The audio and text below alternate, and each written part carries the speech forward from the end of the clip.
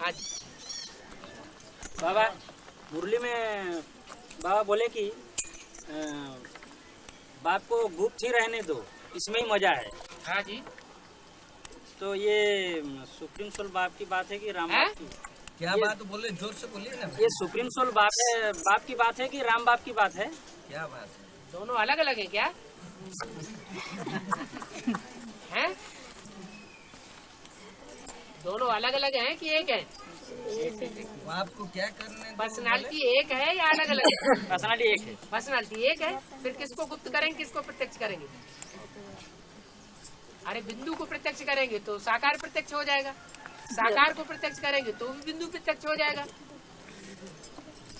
गुप्त इसलिए रहने दो, इसलिए कहा कि आगे चल के जैसे जैसे समय आता जाएगा वैसे वैसे बाप के गुप्त रहने में फायदा है, सेफ्टी ज्यादा रहेगी, और जितना प्रत्यक्ष कर देंगे उतनी सेफ्टी कम हो जाएगी। आज मुरली की शुरुआत किस बात से हुई है? हाँ, रूहानी मिलिट्री के मार्शल को जितना सेफ करके रखेंगे उतना सारी सेना की सेफ्टी ज्यादा है।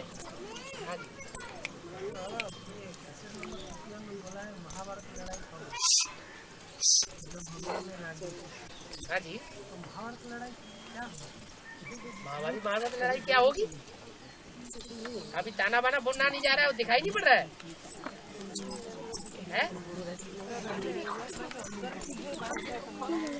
वो भारत के ऊपर लड़ाई है। जो भी रामायण का युद्ध हुआ वो किसके बीच में हुआ? राम रावण के बीच में निमित्त कौन बना? तो भारत माता हुई ना। देवासुर संग्राम हुआ तो उसमें निमित्त कौन बना है? लक्ष्मी। तो लक्ष्मी भारत माता हुई या नहीं हुई? ऐसे ही महाभारत युद्ध हुआ तो महाभारत युद्ध में निमित्त कौन बना? द्रौपदी। तो जो द्रौपदी है वो भारत माता हुई या नहीं हुई? बाबा उसके पीछे युद्ध होता है, महाभारत युद्ध होता है। इससे बड़ा युद्ध और कोई दुनिया में होता नहीं है।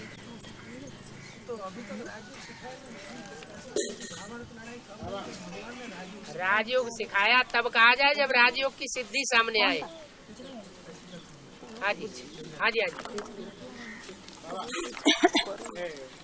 बाबा जब क्लास कराते रहते हैं तो उसी समय कैमरे में उनका ही फोटो निकालना चाहिए मेरे हिसाब से, क्लास के हिसाब से, ना कि तो मतलब बच्चों को भी मतलब फोटो उठाना चाहिए।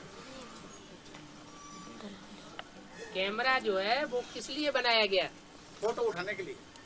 नहीं, फोटो बनाने के लिए तो, लेकिन कैमरा है या दुनिया के जो भी साधन है वो किस लिए बनाए गए? बाप के साथ बच्चे पहले प्रत्यक्ष होंगे कि बाप पहले प्रत्यक्ष होगा?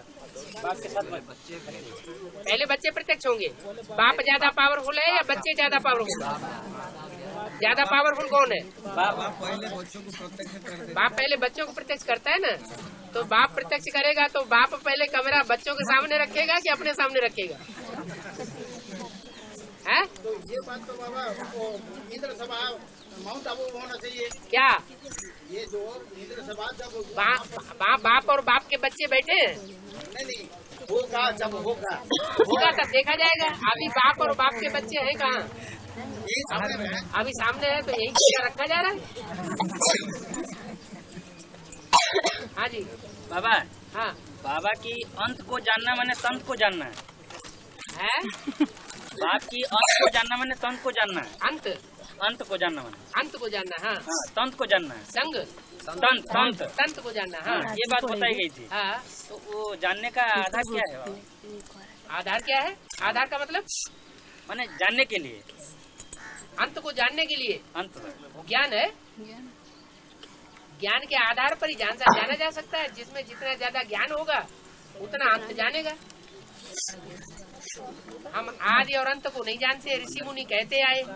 हम उसके आदि को नहीं जानते, हम उसके अंत को नहीं जानते। आदि अंत को हम नहीं जानते, लेकिन वो नहीं जानते थे, बच्चे तो जान सकते हैं ना।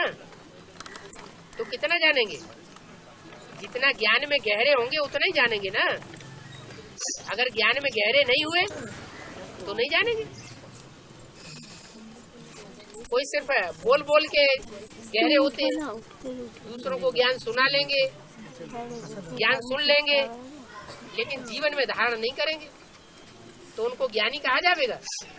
उनको ज्ञानी नहीं कहा जाएगा, उनको कहा जाएगा कुकड़ ज्ञानी या रावण जैसे ज्ञानी। तो तंत्र जानना है तो प्रैक्टिकल जीवन में ज्ञान को धारण करना है।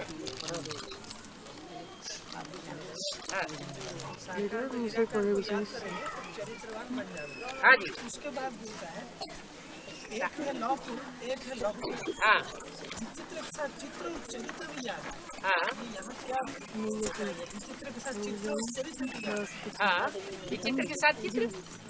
बाबा वो जो विचित्र जो है ना बिंदु है, हाँ तो बाबा वो तो हद का जो बिंदु है तो विचित्र का आ गया, जो बेहद का बिंदु जो है शिव।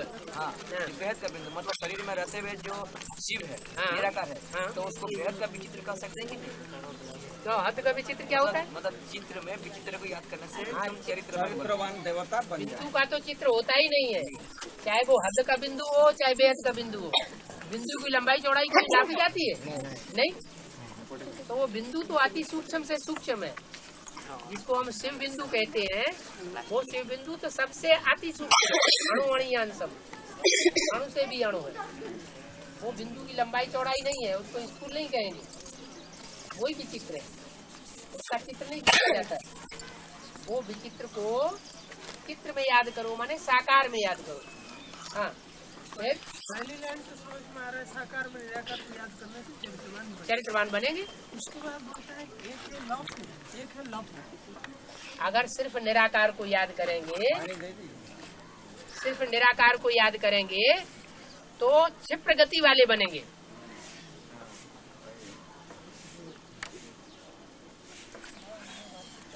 तीव्र पुरुषार्थी बनेंगे। क्या? निराकार जो है याद करेंगे तो इसका एक उन्होंने सीधे रूप में नहीं कहा कि निराकार को याद करने वाले दुष्चरित्र होंगे, थोड़ा घुमा के कह दिया कि साकार को याद करेंगे तो चरित्रवान बनेंगे और निराकार को याद करेंगे तो दुष्चरित्र। हाँ जी, वो कैसेट में क्लैरिफिकेशन में है, मुरली में नहीं सीधा कहा है। हाँ, लेकिन ये बात साबित हो जाती है कि निराकार को याद करने वाले जो हैं वो दुष्चरित्र होते हैं। क्या जैसे इब्राहिम, बुद्ध, क्राइस्ट किसको याद करते हैं? तो दुष्चरित्र हैं या देवता हैं? दुष्चरित्र है। ऐसे यहाँ ब्राह्मणों की दुनिया में जो दूसरों को दूसरे धर्मों में कन्वर्ट होने वाले हैं वो जरूर बिंदु को याद करते होंगे पहले, उनकी बुद्धि में जल्दी साकार नहीं बैठेगा। जब साकार बैठेगा तब वो चरित्रवान देवता बनना शुरू होंगे।